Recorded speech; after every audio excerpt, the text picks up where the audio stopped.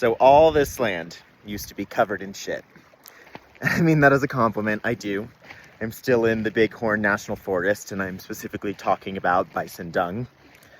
But this morning I was doing some research on the expeditions that came through this area. Specifically, as most people, I was curious if Lewis and Clark came through here, and they did.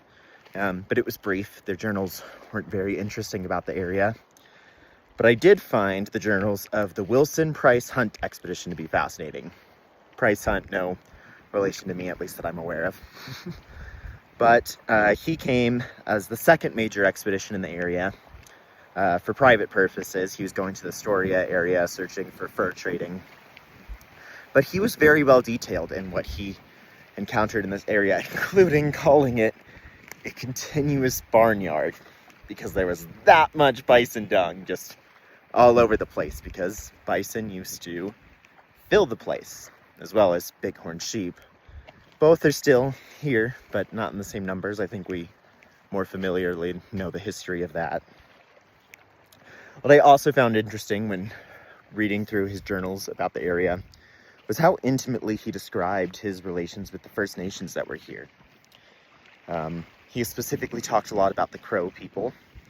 He had somebody in his party who he kind of knew was up to no good and was planning to flee them, probably take a number of his men and supplies and join the Crow people.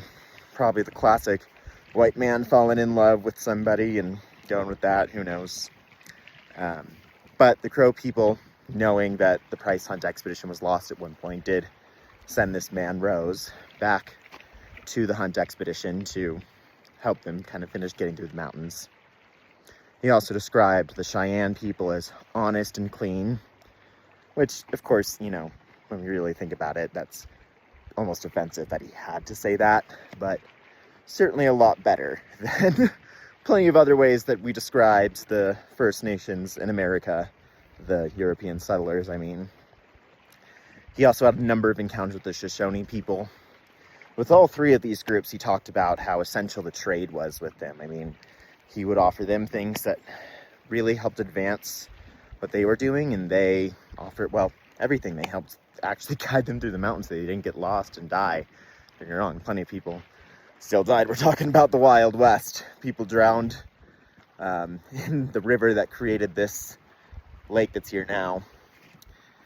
All kinds of crazy Wild West deaths that you can imagine. It's not a lifestyle for me. I'm happy to be doing this in a camper van rather than on foot.